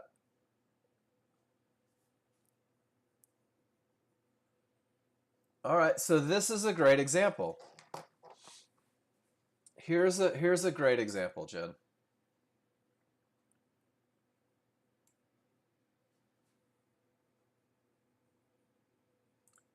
And here's a little thing about those one-to-ones. I'm going to start this one with a picture. And this picture was, I don't remember who it was that taught me this lesson inadvertently. But one of the things is when you look at your large chart, one-to-ones, synthetic fibs, and even the mid-band, they don't print above the most current bar. They actually won't put that next dot or line in place until the bar closes. And Jen, this is where I used to get people saying, yeah, look, I had a clear path. It's actually termination condition reached at 74.95. That is the challenge. What is the advantage? Well, small triggers are up and darn near vertical. Large triggers are flat. They're not a part of the equation here. Flat triggers just don't offer anything. So you've got the immediate momentum on the large chart, but a problem. But let's look at the small chart. Odds favorable momentum, huge gap between the two, no divergence on the entry, confirmation bar used, aggressive exit if it retests the area with the momentum. So where were you in? You were in at 83. You had 12 ticks to get to trouble. You had 12 ticks to get to trouble. The only thing you had to ask yourself, Jen, is this risk enough to justify this reward? with the advantages that I have in place. And I think you did it well. With the momentum, and the smalls got through, right? Was there any indication on the smaller, faster chart that that may have just been a little overrun? Let's go to crude oil and take a look. So look what happened right at that bottom, Jen. First it hits, oops, is this, yeah, that's most current. First it hits, and there's a loss of momentum, and then there's a second loss of momentum. Do you see how the small chart is saying, hey, Jen, this might be overrun? This could be overrun. Small triggers got through, they got a little bit through it, but we're kind of letting you know this is our fight spot, and they prove it twice. So by the time we get to your trade right here, you're coming from a pretty good looking bottom. You're waiting for confirmation. You can identify trouble, and you took the first hit, the first shot into it. Look at the second shot. Divergence below 1-to-1s, triggers down. That's some nastiness. I'm willing to lose this one or miss this one because I capitalize on the first shot, the best shot. Paul, I think that may translate over to what you're trying to do as well. And you see it both directions. So I think it's a pretty good read, Jen. And you had 12 ticks and you were risking maybe 8. And you knew where trouble was. So you managed aggressively. But I think that the really key factors are that this was darn near perfect. Strongest triggers ever. Look at the gap between the two. Nicely done. We're doing the growth stuff today, right? We're doing the, hey, how do I see more stuff today? I love these days. Oh, look at that. It's the same trade, except you don't have the 1-to-1s, Pete. Weak bottom, triggers rolled, clear path. Would have liked more separation in the large triggers. I agree, because there's none. You wait for confirmation, and you get paid at trouble. Pete's missing the 1-to-1s, but it's the exact same trade with the exact same entry with damn near the exact same exit. Nice job, both of you. And then Pete, you might want to reload historical and just make sure that that you're getting what you need. His trailing stop is different. Well, Pete didn't have anything in the way, Jen. He didn't have anything in the way. He was looking for this fib. So he managed his a little different. You had 1-to-1s. You had a reason to be really aggressive right up into that area and be break even. Both make sense. Both make sense. You didn't have any reason to believe it wasn't going to go up from here because you're above the smalls. Every indicator's up. It's still going up, right? You didn't really have any indication things were going wrong until that bar. So your management makes sense. Pete's trailing stop belongs to Pete, and Jen's trailing stop belongs to Jen. And neither of them are wrong. They're just right for you, right? A lot of people in this world can't figure out why my wife married me, but as long as I'm right for her, works out. Works out for me, great. We like what we like. Guys, what do we want to talk about?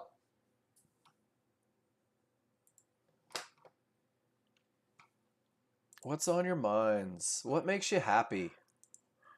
Or more importantly, my goodness, what makes you sad? So check it out. Here's today's, whoops. 12 Central is when everything closes down, guys. So that's 11 Eastern. So we've got 27 minutes until things start slowing down, and it doesn't open back up until 5 Central. So we're running out of daylight, which means we're probably going to have a shorter class. Odds favorable and potential to break. I've got the high area. I've got the low area. This is where that guy Paul would say, you know what? I don't want to put that much risk on only the potential to break two areas. Gino, you have to ask a question. I'm not just going to ramble about TradingView, right? Because there's a good chance I'm not going to say what you need me to say. Is there something specific or Pacific, as a 4-year-old would say? I mean, we could do some basic stuff. So let's start with scaling charts. Actually, it is. All right, Gino, did you read the instructions that I sent you? Probably not, because you're a man, sort of. We can't help it. It's in our DNA.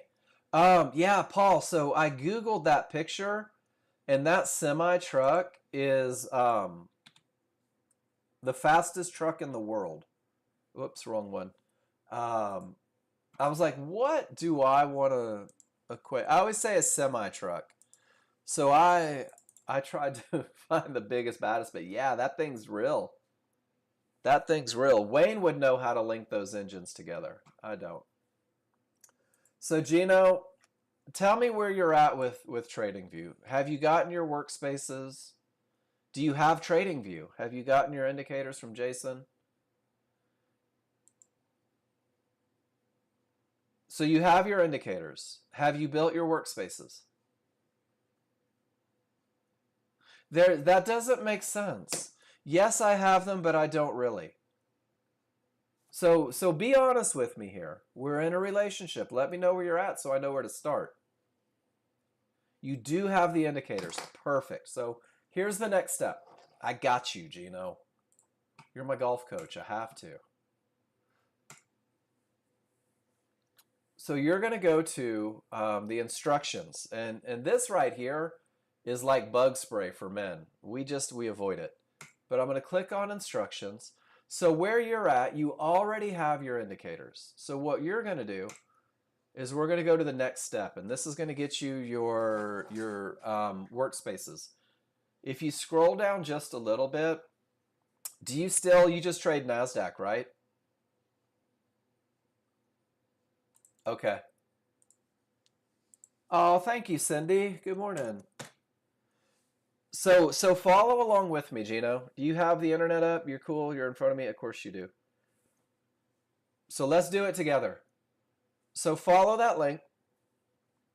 This is how John did it with me, and I think this is probably the easiest way. We'll do it together, and then you'll be able to do it on your own every time after. So I'm going to click on this workspace. It just says View Chart. And what it does is it brings up the view only mode of the NASDAQ.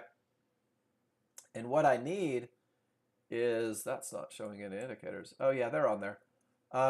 So what I need to do, Gino, is once I click on that, I'm going to go to copy over here in the upper right hand corner.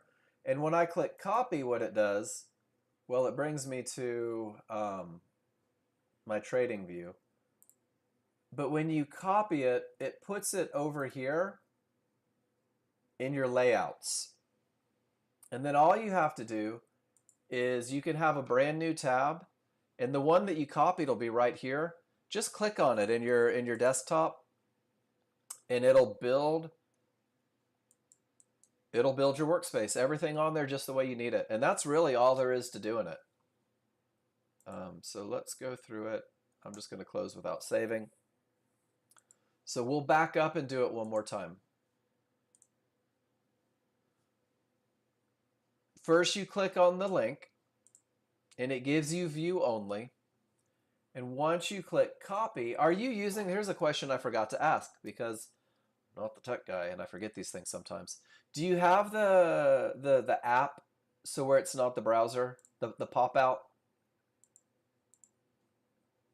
Okay, I would do that. That makes life easier, I think. I love it because then it's not in my browser. I can do browsery things while I have it up in the app. Mobile applications. And I believe this is the one.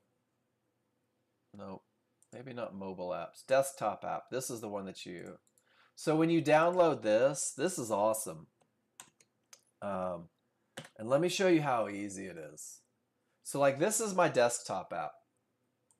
And I've got NASDAQ, I've got S&P, I've got gold, I've got crude, I've got XRP for my wife.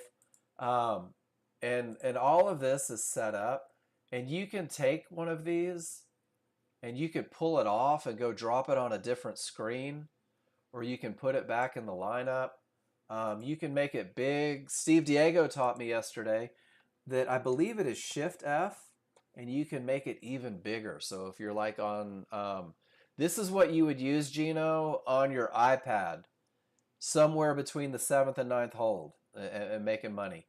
And then if you Shift F again, it brings it back. But this is just, so I have that, and then I can also have a browser up and not have to fight between the two. But if you were going to do TradingView in the browser, you had it installed already? Right on. You're better than you thought, man.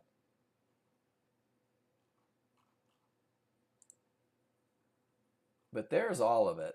And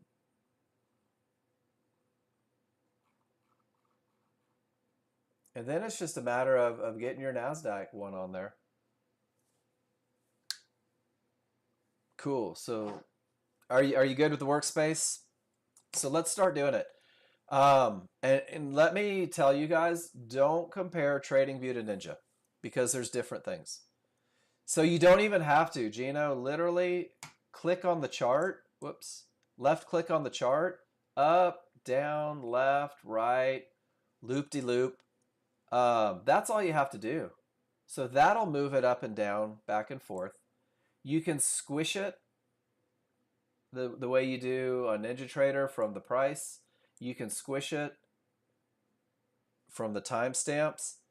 And Gino, let's say you wake up, whoops, and you're like, crap, where are my indicators?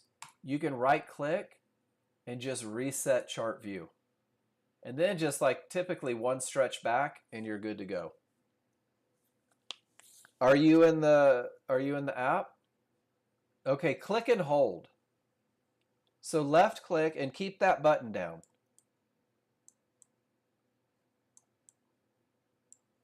If you're clicking on an indicator, it's not going to do it. You have to click in an open field. And it'll show you the little hand. And if it's not doing it for you, I'm not entirely sure what to tell you because mine seems to be working pretty well. Hold on, I'm having up and down problems. There we go. I had to change, so when I reset chart view, here we go, I learned something. It won't let me go up and down. It'll let me go back and forth. If I want to go up and down, I gotta kind of hit that price bar. Awesome, Gino, I just learned something. Thank you for that. So if it won't let you go up and down, adjust this just a fraction, and then it'll let you. Let me know if that worked for you.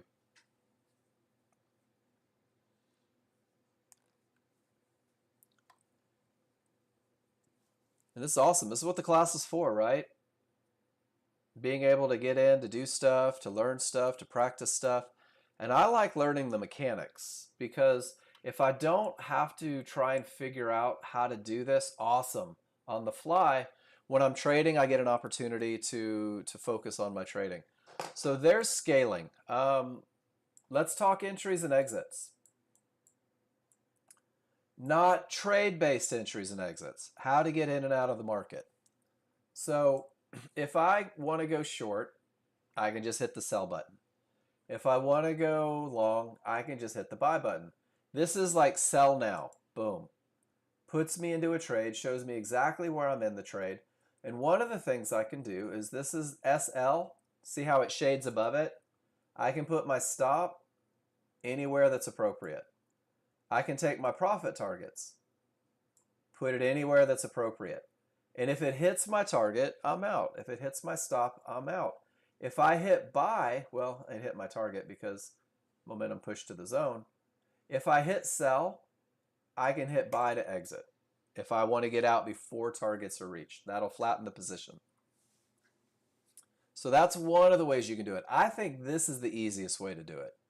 Just hit buy, get your profits where the profits go, get your stops where the stops go. It either hits them or you hit sell to exit. It takes a fraction of a second to get everything in place. Some people, I've got to see it before I take it. So I want to take a long trade. I'll take profits here. This is where my stop list will be, predetermined. And then if I hit buy, it puts me into that trade. Well, it puts my limit order in place. So if it comes and fills my limit order, my stops and targets are already predefined. And then again, to exit it, you could click the X. You could click the buy or sell to do the other one. I think this is more difficult personally than just getting into the market with that buy or sell. Because with the trading view plan, very often you're waiting for the market to close on the correct side of triggers. If you're going to sell a pullback, you can click the little doohickey right here, the plus, and you can activate a limit order and wait for the market to come to you. If it comes to you, it'll put you in the position the same way it does in any other market. You could also right click on the chart, put that same sell limit in there. If so, all sorts of easy things to do. That's your getting ins, getting outs. Yeah, for sure, Steve. We will. Redundancy is what makes this great. And then Gino, also, as you're learning TradingView and you're practicing these plans, there's the replay option. So if you go to the replay and have it all charts, you can click on replay, launch bar replay. It'll show the little blue dot. And you can say, you know what? I want to go back to the 18th. And I just want to replay it. It's confusing and unintuitive. No, it's different, Gino. Like a Mercedes. It's just different. And let me show you why I say it's just different. And Steve, I will go to that. Gino, there's little mechanic things that are different. So it feels unintuitive because you've been on NinjaTrader for as long as you've been on NinjaTrader. 2 or 3 days just practicing. Don't worry about entries, exits. Learn how to sell. Learn how to move your stop. Learn how to move your targets. And just play with it a little bit. Move it around. Do this. Some people trade like this. I hate this. I want to be able to see what's going on my chart. I do it on both charts. So I run my charts like this so I can see exactly what's happening. Practice getting in, practice getting out. You'll be killing that Mercedes in no time. Doing great. But the mechanics are a lot of it. And then for you guys that still hate instructions, John Novak's hellbent on the fact that there's 60 million users. And guys, this knowledge base covers darn near anything and everything you could ever want. I know it's easier to come in and ask, and I'll always give you answers, but I'm not always here. And if I'm not always here, Gino, that's going to be your go-to to getting answers, but always come in and ask a million questions. I enjoy answering them. So I hope that was helpful. All right, Steve, when it's time to set up for an account, you're going to log in or you're going to sign up. Those are the two options, right? So if you've already signed up, you're just going to log in. And when you log in, it's going to take you to your dashboard. If you have an account, it'll show your account. It'll show your user profile. It'll show your payment history, request payouts. It'll show evaluation accounts. This is the one that you're going to want, Steve. Have you already signed up and gotten a login, or do you need to go through that process as well? And Jen, I see your chart. We will get to it. I promise. So not yet. Enjoy your day, Cav. So, Steve, what you're going to want to do is you're going to want to sign up first. Don't have an account, register as a new user, and you'll go through all of that. Once you register as a new user, it's going to send you an email that says, "Hey, Steve, I want you to verify your email for me," and you're going to do that, and then you're going to come back and you're going to be able to log in, and then you're going to go to evaluation accounts. And when you go to evaluation accounts, you can buy accounts, whatever you want to do. Don't forget to put in your promo code. I believe through the end of the month, Launch 80 is going to be the one that gets you the big discount, the 80% off. So make sure you put in your code, get your card in, all that good stuff. Happy Juneteenth, Estefania. Have a great day. I like it when you pop in and say hi. You're going to have to agree to the good stuff, and you're going to purchase the account. Once you purchase the account, it goes to your trading accounts. There you are. You can look at statistics, resets, cancel, whatever you need to do. Once you do your first account, Steve, when you sign up the first time, hold on one second.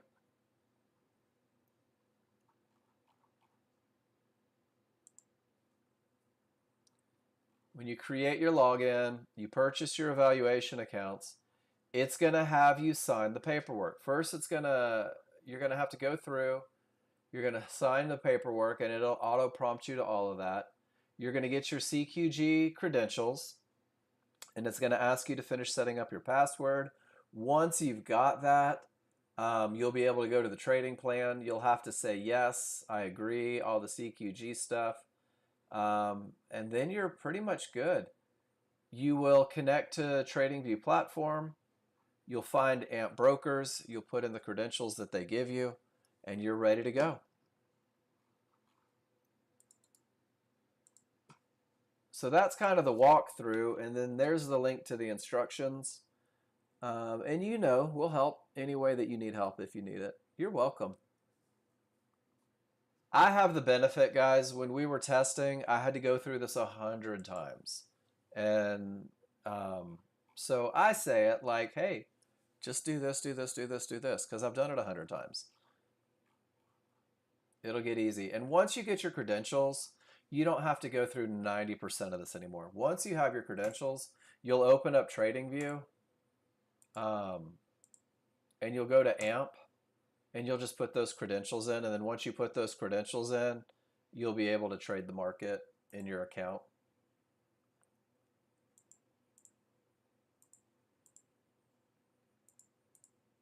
And you'll be able to see things like what you've done and where you're at and your trading journal and the positions.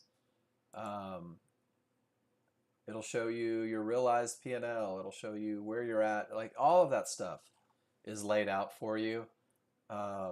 It's nice. It makes it pretty easy. And then Gino, dark mode. Here, let's do this.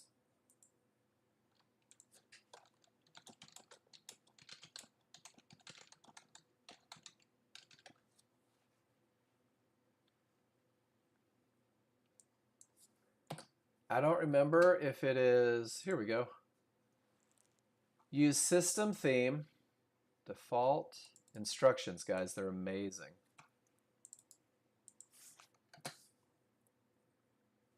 So you're going to open it up. You're going to go to settings. Nope, that's not it. See, I just had it.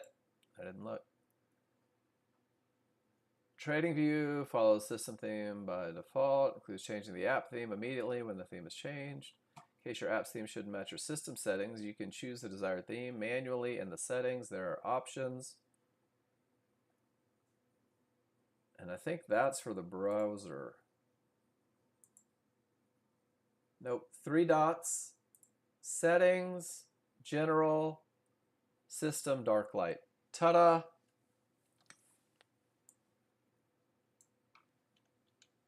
So 3 dots, settings, pick dark. There you go, Gino.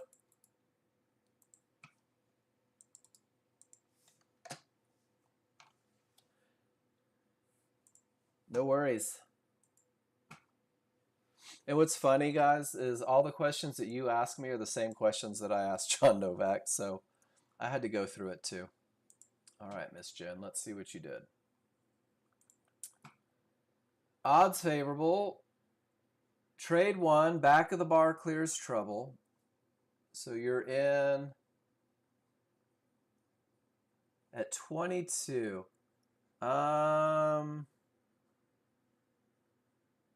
So you got above here.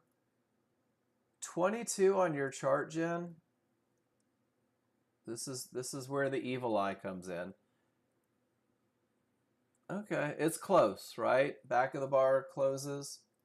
Above, and you try to jump in. Back of the bar is above. And with this look, when your momentum trade fails, turns into a trend trade. And pretty easy. This is a great example of, guys, if you just jump in and that reversal bar prints, it's probably going to turn into a trend trade if the large chart's nice. And Jen, your large chart was great. So you get in. Did you try the half bar method on that one? Because I notice it's before confirmation. Kind of cool. And that gives you room, right? It gives you room to get there, to get paid. I love it. Great job. Great trade and great awareness that just because your momentum trade didn't go the distance, it doesn't mean that there's not still opportunity. And guys, when your large chart is great, Paul pointed out a few of those yesterday. When the large chart is awesome, when that momentum trade, if that doesn't do what you wanted it to do, very often it turns into the trend trade below. Nice stuff.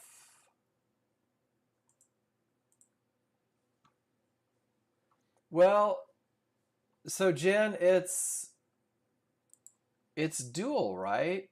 So what happens, Jen, if you get in half bar and you put your stop below and the market comes down and hits that fib? You get stopped out, right? And then you have to go again.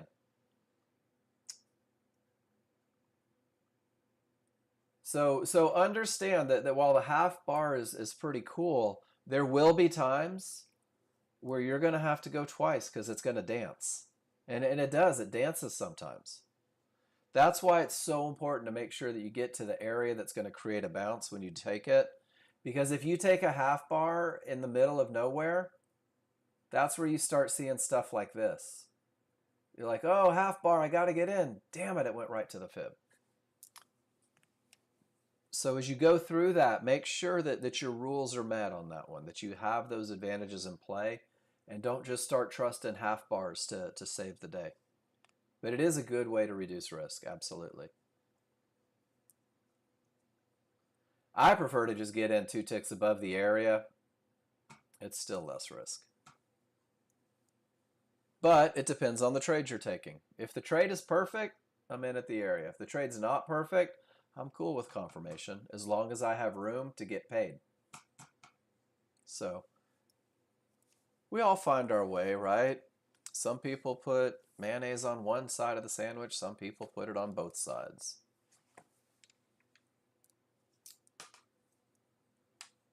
Guys, what can I talk about? Mayonnaise? Do you say mayonnaise? In the Queen's English, we're going to say mayonnaise.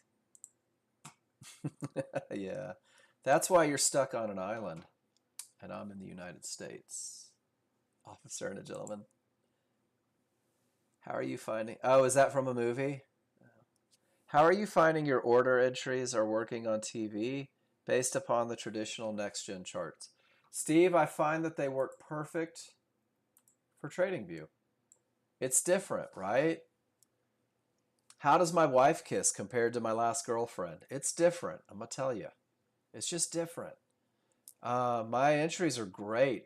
I like it because it provides patience. One of the things about the minute bars, for someone like me that gets amped up, hopped up, and working on coffee, is This is a good example. Is when my large chart told me to look for the entry, Steve. I'm just going to make this easier to read. When my large chart told me to look for the entry, my brain says go with the midband, but I don't get a close on the good side of the fast triggers, and then I don't, and I don't, and I don't, and I don't, and then I finally get my rules met where it closes on the good side of the triggers. My stop is behind all the trouble on the pivot, and I have to sit through some stuff. But what that patience does for me is it keeps me from fighting, and it gives me the advantage. So I like the TradingView minute chart entries on trend trades very much. On momentum trades, you can use a limit order and just wait right at the area that you're anticipating holding. I'm a big fan. I'm a way bigger fan than I wanted to be, if that makes sense.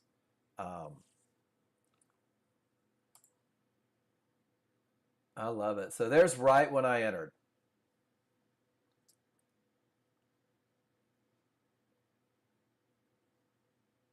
And I think it just creates a level of patience.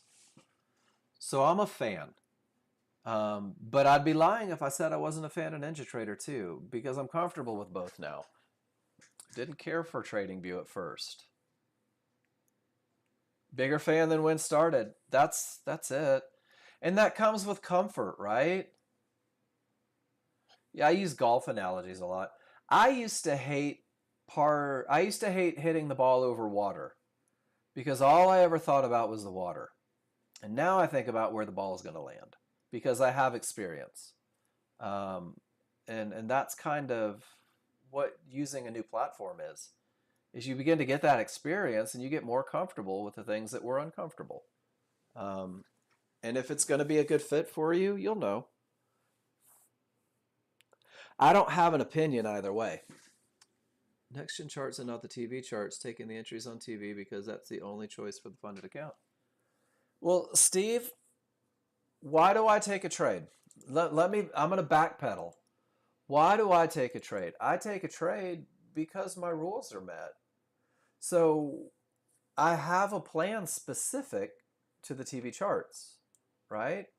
So while my next gen plan might say take a pullback to an area inside of favorable large triggers for a trend trade, my TV plan says buy or sell a close on the correct side of the small triggers. So the entries are different, and it's apples and oranges.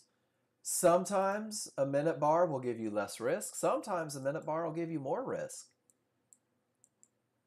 But greater chance of success because you're not fighting. So I think the entries are outstanding. I have absolutely no problem with them because when I take an entry, it's because I have an edge.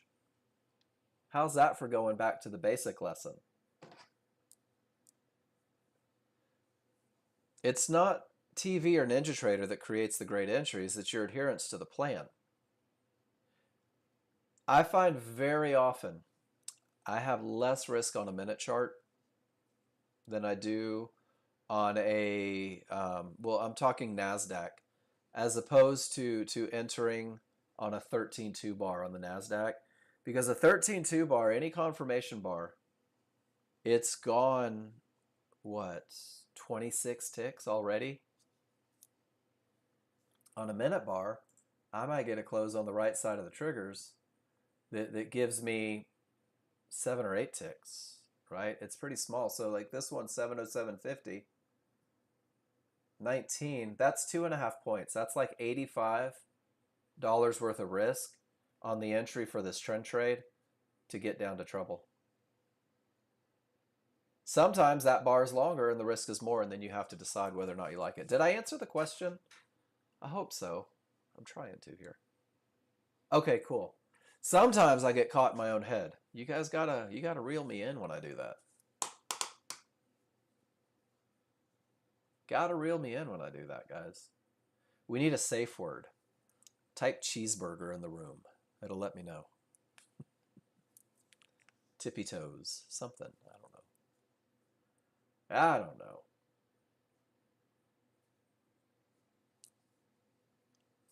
Gino, do you have the plan yet? It should be 4 minutes ago, but it looks like it's still moving. Oh no, maybe it's noon central. Hold on. Let me look. I think I'm wrong. You've seen it? Well, I just dropped it in above you there. Let me know if you have questions.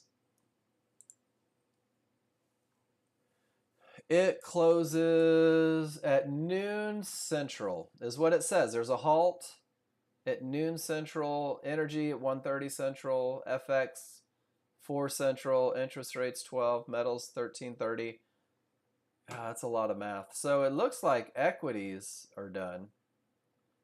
Energies will go on until 1:30 central.